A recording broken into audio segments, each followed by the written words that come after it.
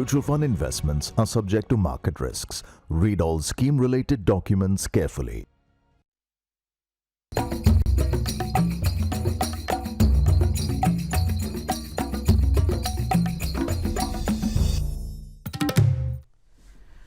नमस्कार, अमर उजाला बोनस में आपका स्वागत है। मैं हूं आपका दोस्त, आपका होस्ट शुभम शंकधर और आप देख रहे हैं अपना मनपसंद prime time show bonus point. तमाम खबरों के साथ, तमाम मुद्दों के साथ, उन पर विश्लेषण करने के लिए द बोनस के एडिटर अंशुमान तिवारी जी हमारे साथ जुड़ गए। सर, बहुत स्वागत है आपका इस शो में। धन्यवाद, आप सबका स्वागत है। आज आरबीआई की पॉलिसी महत्वपूर्ण खबर है जिस पर हम विस्तार से चर्चा करेंगे, समझने की कोशिश करेंगे कि आरबीआई क्या इशारा कर रही है बजट के बाद। चलिए इशारे समझते हैं आरबीआई के और समझते हैं और खबरों में क्या कुछ है। खबरें कौन सी हैं पहले तो यही समझ लेते हैं। तो खबरें जो हैं उनके लिए देखिए ऑन द शो शुरुआत गेहूं के साथ करेंगे। गेहूं पर स्टॉक लिमिट हट गई। सरकार ने कहा कि स्टॉक लिमिट नहीं रहेगी, स्टॉक की जानकारी लेकिन रोजाना देते रहना। क्या मतलब है इस खबर के, क्या असर होगा इस खबर का, यह समझते हैं। एलआईसी की कमाई बढ़ाने के लिए अपनी संपत्ति का मोनेटाइजेशन करेगा एलआईसी।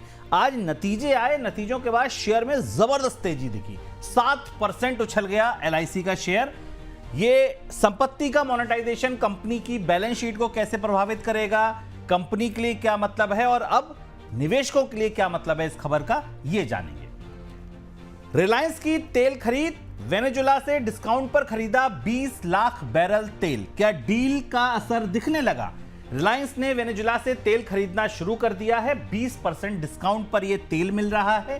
पहली बात तो यह कि डिस्काउंट पर क्यों मिल रहा है, और दूसरी बात कि डिस्काउंट का यह तेल क्या कंपनी के काम आएगा, कंपनी पर इसका असर दिखेगा, बाजार पर इसका असर दिखेगा, और सबसे बड़ी बात हम पर आप पर इसका असर दिखेगा क्या? डिस्काउंट किसी को भी मिलते रहें, हमारे लिए क्या है उसका मतलब, ये जानेंगे। रेवड़ी घोषणाओं के खिलाफ याचिका, सुनवाई के लिए सुप्रीम कोर्ट गठित करेगा 3 जजों की बेंच। ऐसी खबरें आनी चाहिए बिल्कुल कि जो चुनाव में रेवड़ियां बांटी जाती हैं, कितनी सही कितनी खराब, एक सरकार कहती है, एक पार्टी कहती है दूसरी पार्टी की रेवड़ियां खराब, दूसरी कहती नहीं हमारी वाली अच्छी तुम्हारी वाली खराब। अब 3 जजों की बेंच ये डिसाइड करेगी क्या अच्छा क्या बुरा। चांदी में फिर उठापटक, पहले $63 तक टूटा बाजार। $63 कहां से टूट रहा है याद रखिएगा, वो $115-120 वाली चांदी $63 आ गई, आधी रह गई, ठीक है। उसके बाद रिकवरी आई, $72 तक आ गई। रिकवरी कितनी टिकाऊ, इस गिरावट के मतलब क्या, अफरा तफरी क्यों मची है, अब क्या भरोसा डगमगाने लगा चांदी पर, यह समझने की जरूरत है। फिर आरबीआई की पॉलिसी विस्तार से समझेंगे। रेपो रेट नहीं बदली लेकिन बहुत कुछ बदला। क्या कुछ बदला और उसके क्या कुछ मायने हैं हमारे लिए, आपके लिए, बैंकों के लिए, बाजार के लिए, ये समझेंगे आरबीआई पॉलिसी के भीतर। तो शुरुआत गेहूं की खबर के साथ। गेहूं स्टॉक की बेहतर स्थिति और नई फसल के लिए मौसम के अनुकूल होने की वजह से सरकार ने गेहूं पर लगी स्टॉक लिमिट हटा दी है। जब बारिश की जरूरत थी, उत्तर भारत में बारिश तभी हुई जो फसल के लिए अनुकूल थी। इस बार प्रोडक्शन रिकॉर्ड होने की पूरी संभावना है। गुरुवार को उपभोक्ता मंत्रालय की तरफ से यह घोषणा हुई है। हालांकि गेहूं का स्टॉक करने वाली सभी इकाइयों को यह कहा गया है कि स्टॉक लिमिट तो हट गई है, लेकिन सरकारी पोर्टल पर अपने स्टॉक की जानकारी आप देते रहें, क्योंकि वो ये नहीं चाहते सावधानी हटी और दुर्घटना घटी जैसी कोई स्थिति आ जाए। तो आप स्टॉक बताते रहिए, लेकिन अब लिमिट कोई नहीं है। सर, क्या वजह इस फैसले की और क्या इसका असर होगा आने वाले दिन में? स्वाभाविक रूप से सरकार के पास अच्छी आपूर्ति की उम्मीद है गेहूं की, और सरकार के खुद भी स्टॉक्स में गेहूं का बड़ा भंडार उपलब्ध है। तो इसलिए स्टॉक लिमिट हटाई गई है, जिससे कि बाजार में गेहूं की आपूर्ति को लेकर या भंडारण को लेकर कोई इशू ना हो, और भविष्य के लिए सरकार ये भी चाह रही है कि सारा गेहूं उसे ना खरीदना पड़ जाए, क्योंकि गेहूं की रिकॉर्ड खरीद है और पिछले साल भी हमने देखा एमएसपी से नीचे तमाम फसलें हैं, डिफ्लेशन की स्थिति है। तो बाजार में गेहूं के ग्राहक बने रहें, स्टॉक की कोई बाधा उनके सामने ना आए, इस बात का संकेत दिया जा रहा है। बाजार ये भी पढ़ने की कोशिश कर रहा है कि रबी के उत्पादन के आंकड़े जब आएंगे या उसके पहले अनुमान आएंगे, उसके बाद सरकार गेहूं को लेकर और थोड़ी उदारता दिखा सकती है। हालांकि अभी निर्यात जैसी स्थिति तो नहीं है, लेकिन गेहूं को लेकर अब कंफर्टेबल सिचुएशन है खाद्य भंडारों की, तो इसलिए सरकार इसे लेकर थोड़ा और ट्रेड में उदार हो सकती है।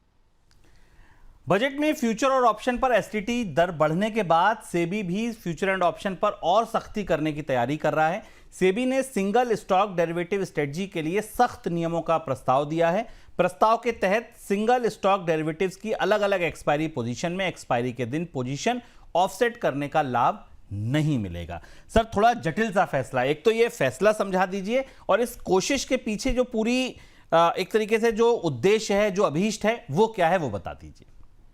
सेबी ने वहां से बात शुरू की है जहां वित्त मंत्री ने कहा था। वित्त मंत्री ने एसटीटी बढ़ाया था, और उस पर चर्चा भी जो हम लोग बजट के मामले में कर रहे थे, तो उसके पीछे तर्क ये था कि सेबी और सरकार दोनों इस बात से मुतमईन है कि फ्यूचर और ऑप्शन बाजार में जितना सीमित हो उतना छोटे निवेशकों को आने दिया जाना चाहिए, और जितनी बाधाएं हैं, जितने प्रतिबंध लगाए जा सकते हैं वो लगाए जाएं। और इस वजह से सेबी ने अपना फ्रेमवर्क बदलने की कोशिश की है, क्योंकि सिंगल स्टॉक्स में निवेश पर ज्यादा नुकसान होता है, बड़ा स्प्रेड भी मिलता है और बड़े रिस्क भी होते हैं, और इसलिए इस व्यवस्था को आप अगला चरण मान सकते हैं। सेबी इससे पहले भी कई सारे बदलाव घोषित कर चुकी है, तो ये एक महत्वपूर्ण बदलाव है। इससे पहले और भी इंडेक्स डेरिवेटिव्स को लेकर और बाकी चीजों को लेकर भी बदलाव किए हैं। सेबी ने अपने सर्कुलर में ये भी कहा है कि 3 महीने में ये ट्रांजिशन पूरा होगा, तो इसका सीधा असर जो ट्रेडिंग पर पड़ेगा कि अगर आप एक्सपायरी डे पर हायर मार्जिन किसी एक स्टॉक में एक्सपेक्ट करते हैं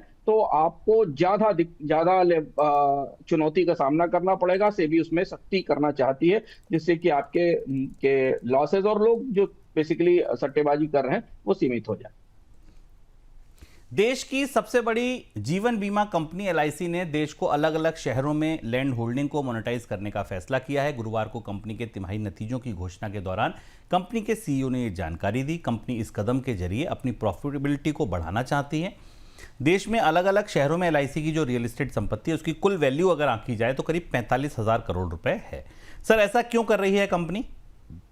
ये बड़ा फैसला है और इस फैसले को करीब से समझना होगा। इसके पीछे कई सारे तर्क भी दिखते हैं। सरकार ने इस साल विनिवेश का एक बड़ा लक्ष्य भी रखा है, उचित तौर पर नहीं कहा लेकिन अंदर रखा है। एलआईसी उसका रास्ता हो सकती है। एलआईसी के वैल्यूएशन के इश्यूज बाजार में दिख रहे हैं। स्टॉक मार्केट में एक लिमिटेड वैल्यूएशन है, और एलआईसी अगर अपनी लैंड प्रॉपर्टीज को, रियल एस्टेट पोर्टफोलियो को मोनेटाइज करती है तो एक तो बड़ा कमर्शियल लैंड पार्सल बाजार में बिकने के लिए उपलब्ध होगा। करीब करीब 6 से 7 बिलियन डॉलर के आसपास का पोर्टफोलियो एलआईसी बाजार में ला सकती है। 50,000 करोड़ के आसपास का आंकलन है।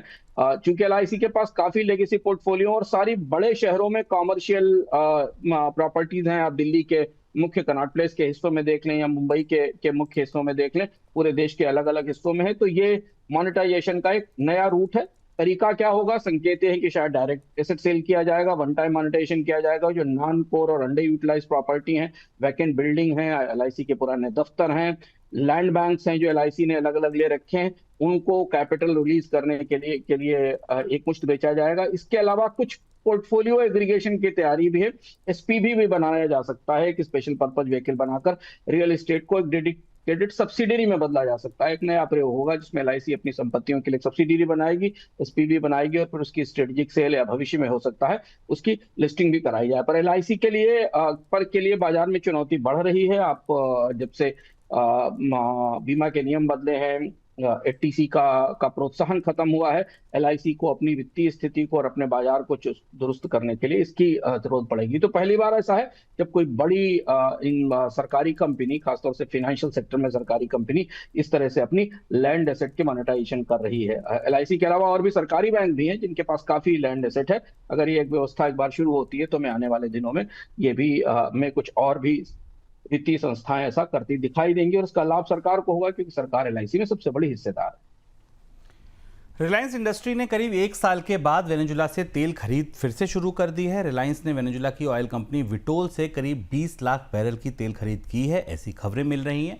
माना जा रहा है कि ये खरीद ब्रेंट ऑयल के बाजार से करीब 6-7% डिस्काउंट पर की गई है। विटोल को अमेरिका से वेनेजुला का तेल बेचने का लाइसेंस मिला हुआ है। सर, क्या डील का असर दिखने लगा, ये माना जाए?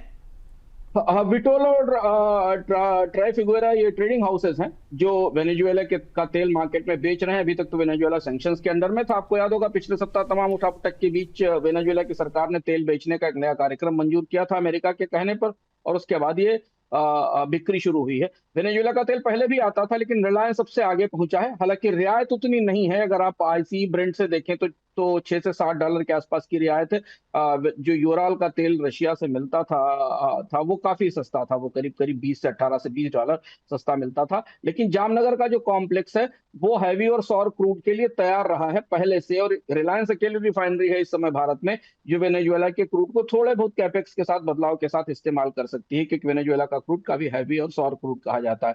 तो पहला वेनेजुएला का पहला इंपोर्ट शुरू हो गया है। इसे आप ट्रेड डील का क्रियान्वयन भी मान सकते हैं। सरकार के लिए उल्टी गिनती तो शुरू हो ही चुकी है। अगर मार्च में ट्रेड डील लागू होना शुरू हुई तो जो $100 बिलियन का हर साल का लक्ष्य भारत को पूरा करना है, उसमें ऑयल और एनर्जी एक बड़ा हिस्सा होने वाला है, और इसलिए ये तैयारी शुरू हो गई है। ट्रायल के तौर पर ये पहला तेल की आपूर्ति होगी। भारत के लिए ये भी कहना बेहतर रहेगा कि वेनेजुएला तो पहले से भी पार्टनर है।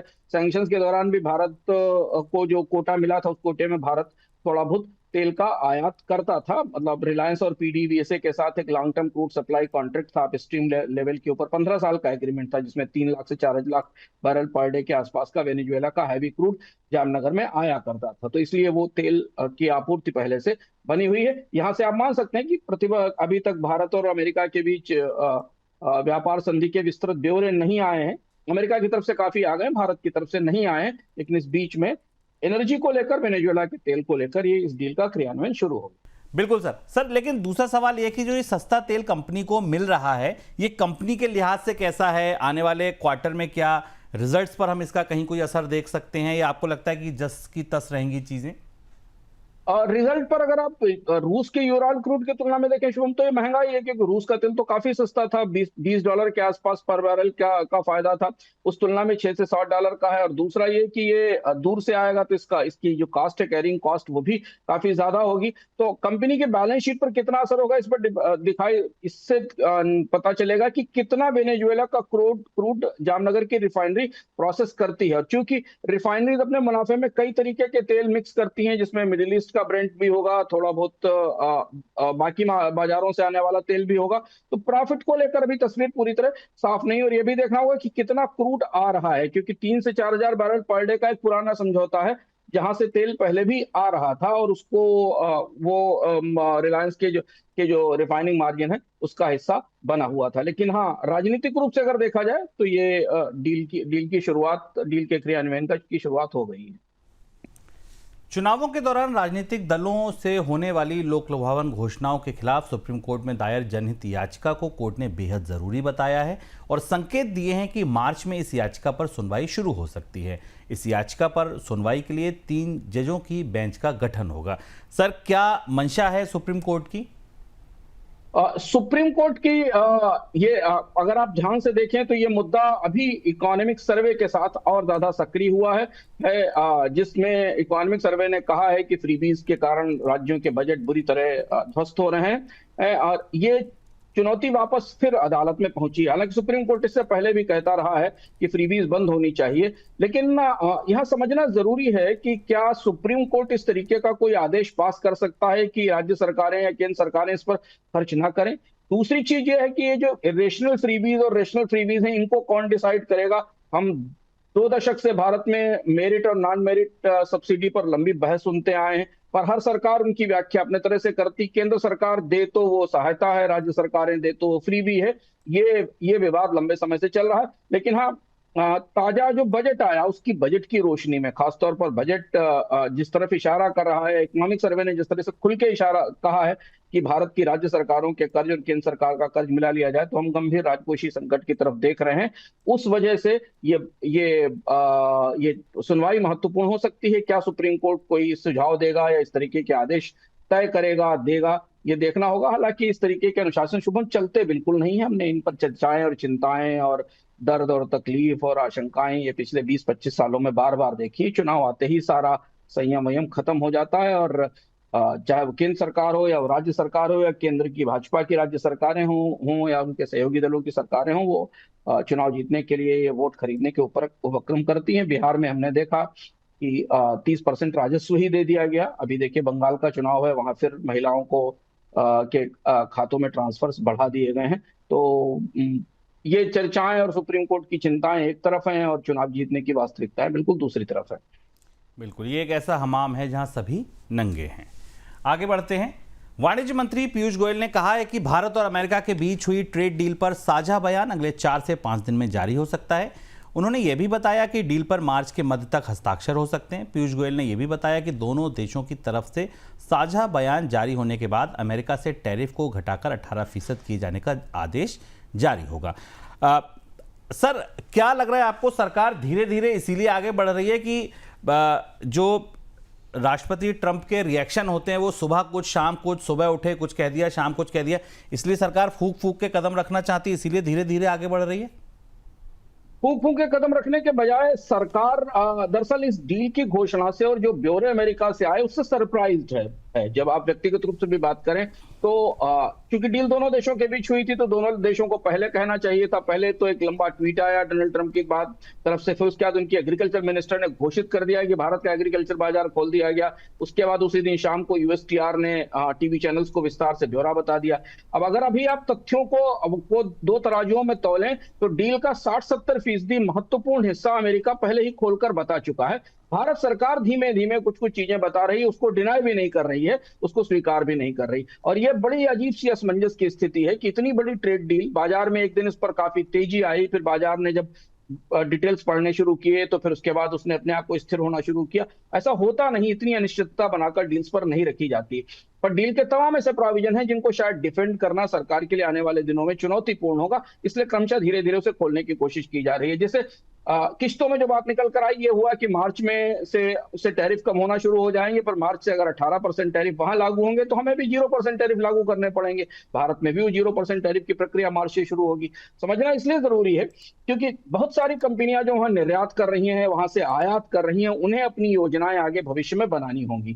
खासतौर से ये $100 बिलियन सालाना की खरीद है, इसे लेकर कुछ चीजें निकल कर आई कि भारत शायद बोइंग से कोई बड़ी खरीद करेगा, इसे शुरुआत में डिफेंस में फ्रंट लोड किया जाएगा, कुछ एनर्जी में फ्रंट लोड किया जाएगा। ये ब्यौरे उपलब्ध नहीं है। सरकार धीमे धीमे इन चीजों को घोषित करना चाहती तो ज्वाइंट स्टेटमेंट का इंतजार है। ज्वाइंट स्टेटमेंट के बाद फिर डिटेल्ड ब्यौरा चाहिए होगा बाजार को, निवेशकों को, देश को कि किन किन प्रोडक्ट्स पे एचएसएन पे लेवल के ऊपर जो कोर्ट के लेवल पर क्या क्या फैसले हुए हैं, क्या क्या तय हुआ है। तो तैयारी अभी भारत थोड़ा धीमे धीमे इस मामले पर चलना चाहता है क्योंकि प्रतिक्रियाएं काफी विभाजित तो रही हैं और विवादित रही हैं।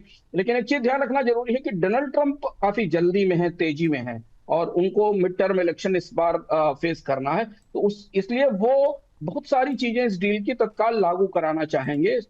और जैसा उनका नजरिया रहा है कोरिया के साथ डील में, हमने देखा कि कोरिया ने देरी की तो डोनाल्ड ट्रंप ने दोबारा टैरिफ लगाने की धमकी दी। तो इसलिए शायद मार्च तक काफी कुछ चीजें हमारे सामने आने की संभावना है। मोटी मोटी जो चीजें हैं उसको हम बोनस पॉइंट में 2 किश्तों में, लंबी किश्तों में विस्तार से आपको बता चुके हैं पॉइंट वाइज कि क्या डील की वास्तविकता और क्या फायदे क्या नुकसान हमें दिखाई दे रहे हैं।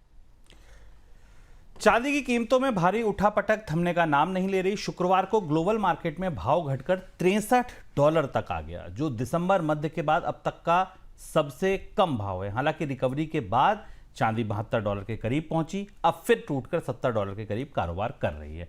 घरेलू बाजार में एमसीएक्स पर चांदी 2,29,000 का स्तर छुआई और फिर रिकवर होकर अभी 2,32,000-33,000 के आसपास ट्रेड कर रही है जब हम ये शो रिकॉर्ड कर रहे हैं। हालांकि गुरुवार के मुकाबले कीमतों में अभी भी दबाव बना हुआ है।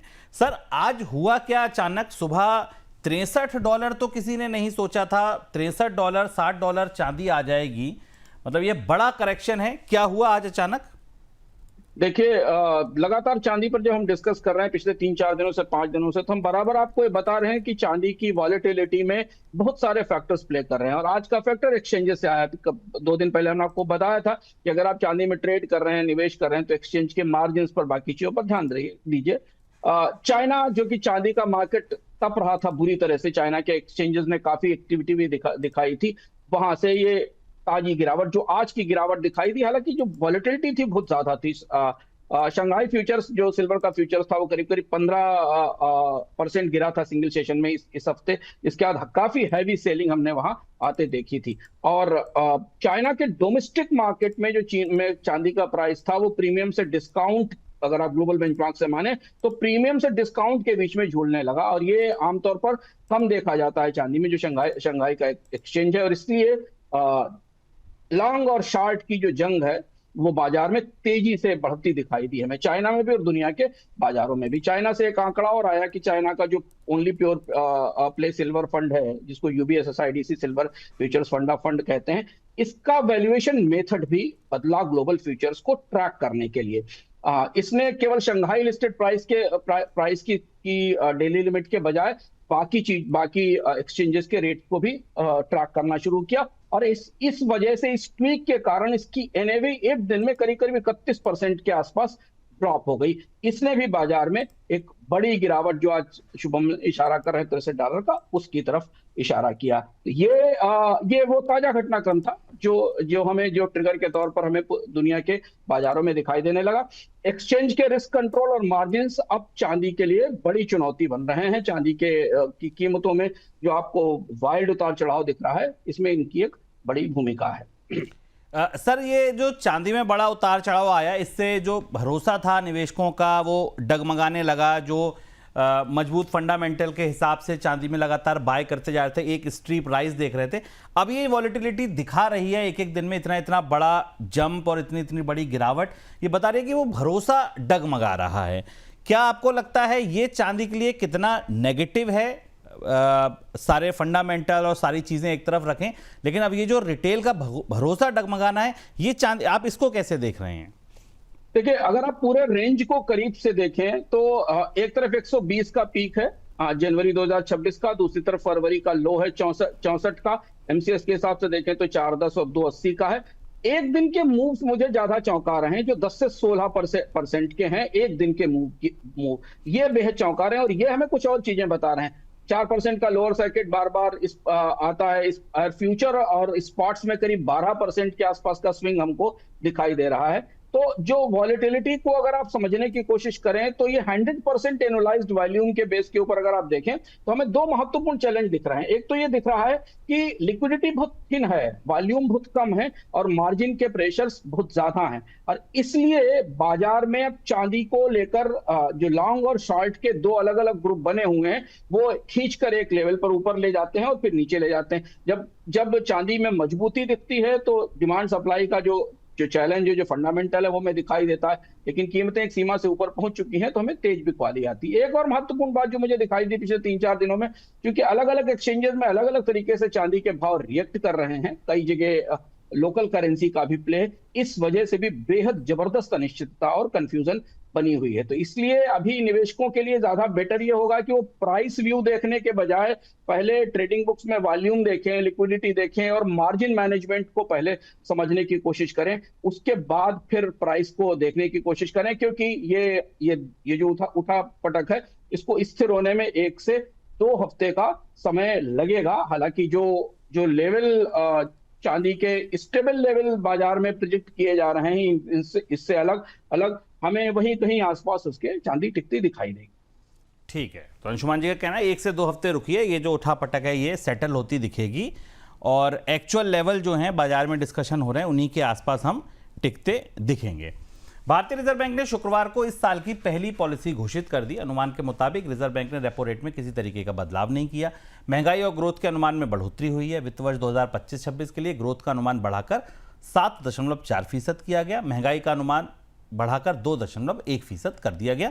2% महंगाई यानी कि आरबीआई का जो कंफर्टेबल लेवल है उससे भी 200 बेसिस पॉइंट करीब नीचे। पहला सवाल सर, ब्याज दरें क्यों नहीं बदली और ना घटी ना बढ़ी, और ट्रांसमिशन पर भी बोला गया कि जितना घट गया है वही नहीं पहुंचा।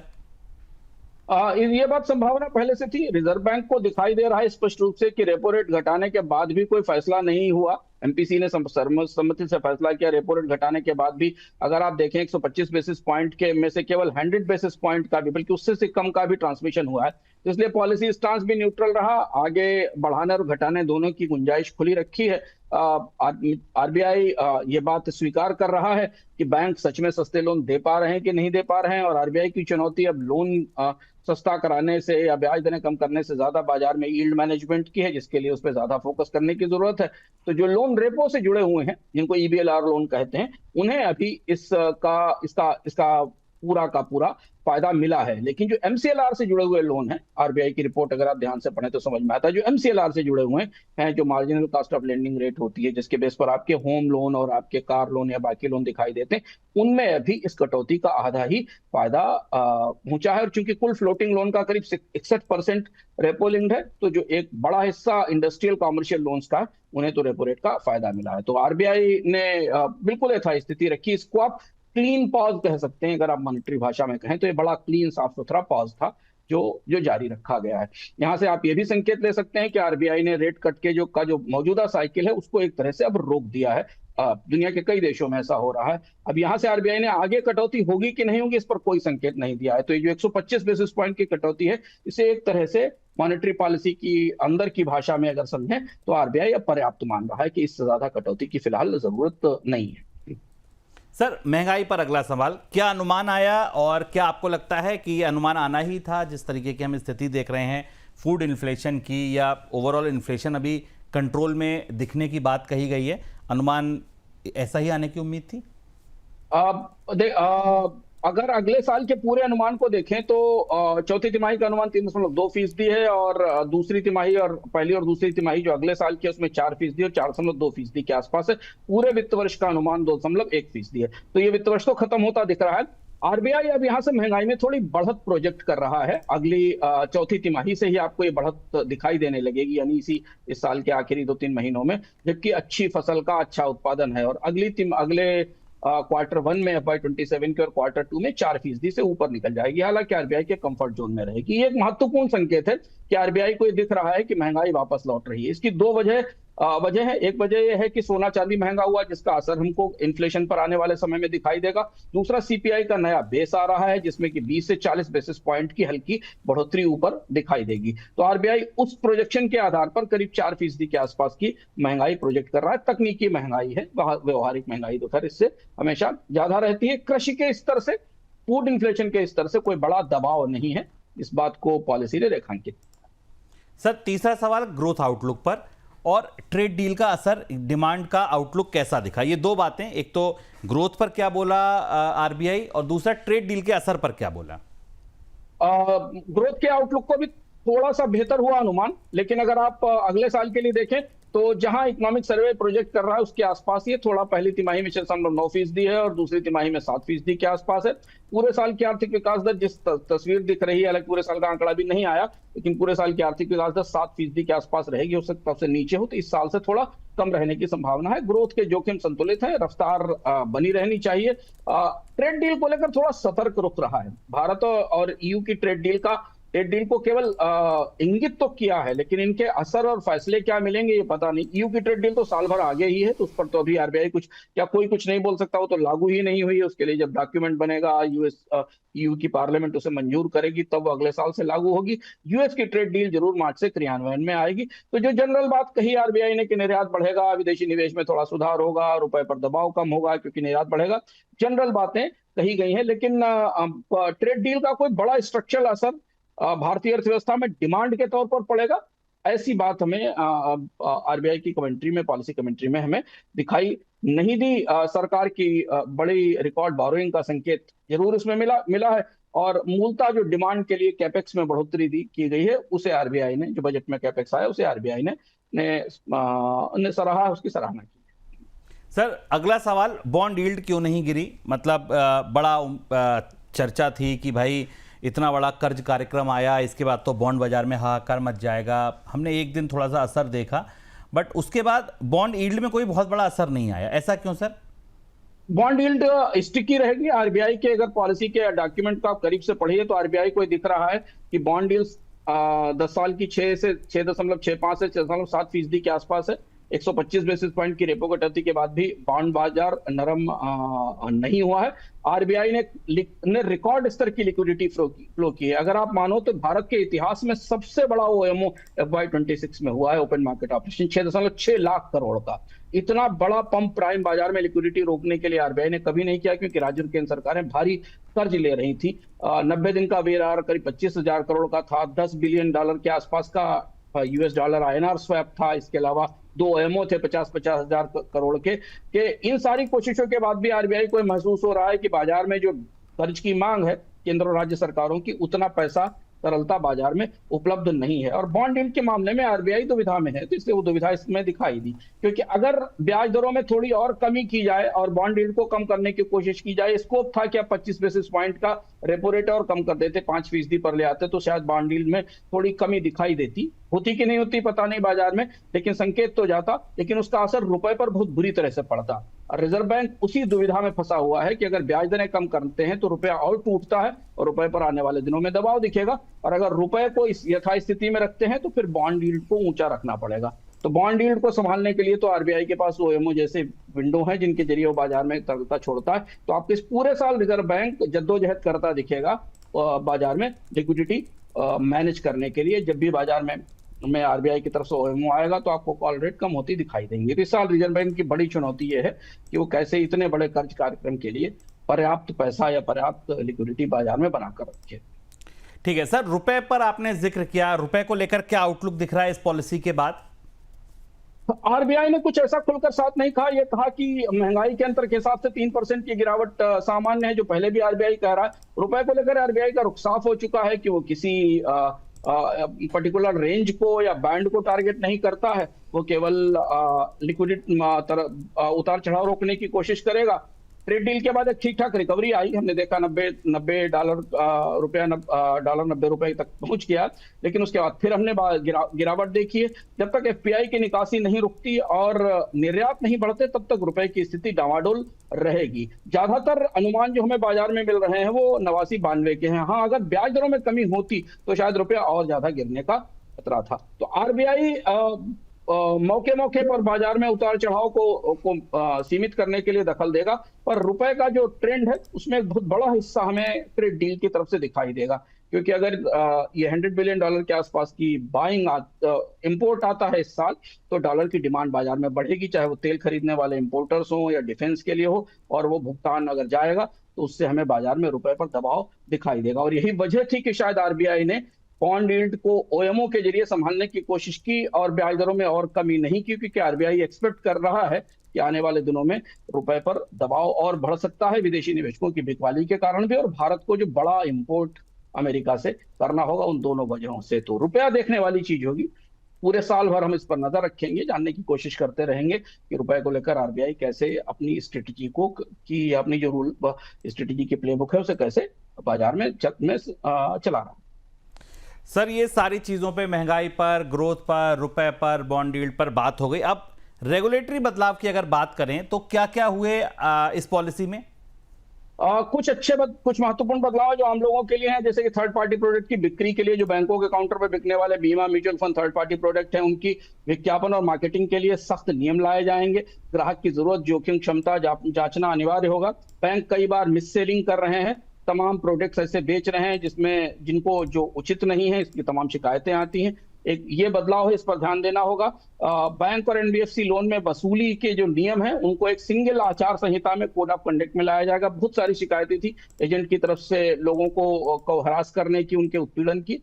एक सबसे महत्वपूर्ण बात जो डिजिटल फ्रॉड वाली है, इसको और गहराई से देखना होगा कि जब आरबीआई का नोटिफिकेशन आता है, 2017 के नियम बदलने जा रहा है आरबीआई डिजिटल फ्रॉड के मामले में, जिसमें छोटे अमाउंट के डिजिटल फ्रॉड में ग्राहकों को मुआवजा कैसे मिले। अभी मुआवजा मिलने का कोई स्पष्ट नियम या ढांचा नहीं है, वो आएगा, इस बात का इशारा पॉलिसी ने किया है। रीट्स पर लोन मिलने की तैयारी की गई है, पहली बार ऐसा हुआ है, जबकि इनविट और रीट्स के बदले लोन दिए जाएंगे।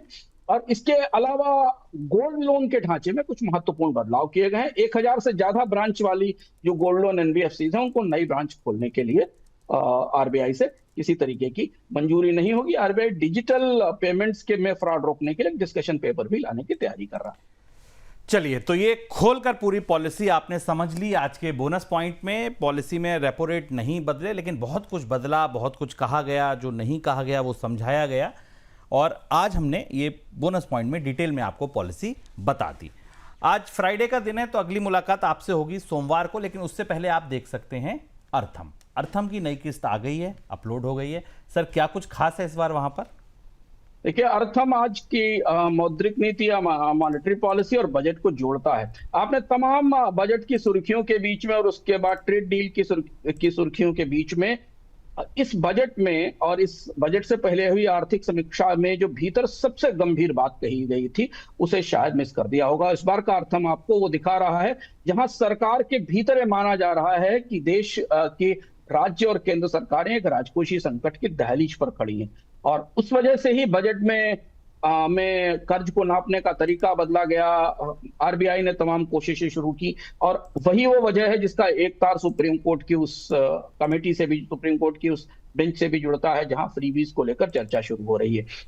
इस बार के अर्थ में आपको भीतर से बताएंगे कि कैसे केंद्र और राज्य सरकारें एक टिकिंग टाइम बम पर बैठी हुई हैं। इकोनॉमिक सर्वे ने लगभग ये कह दिया है कि हम राजकोषीय संकट के करीब खड़े हुए हैं। पहली बार ऐसा हुआ है इस साल में जब केंद्र और राज्य सरकारों ने लगभग बराबर बाजार से कर्ज उठाया है।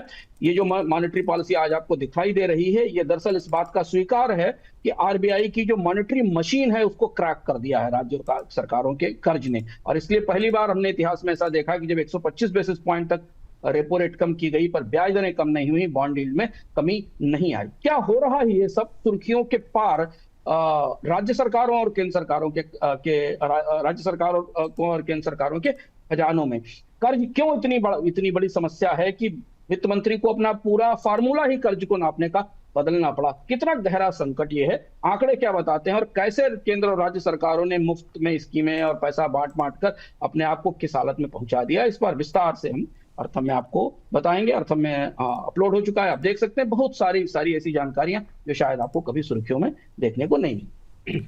चलिए, तो ये था आज का बोनस पॉइंट। सोमवार को मुलाकात आपसे बोनस पॉइंट में फिर अंशुमान जी के साथ। तब तक ले दीजिए इजाजत। हैप्पी वीकेंड, नमस्कार।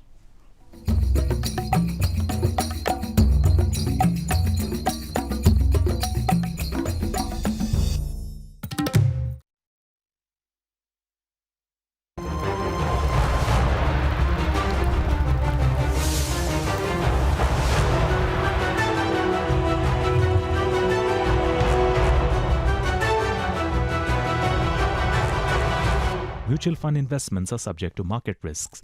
Read all scheme-related documents carefully.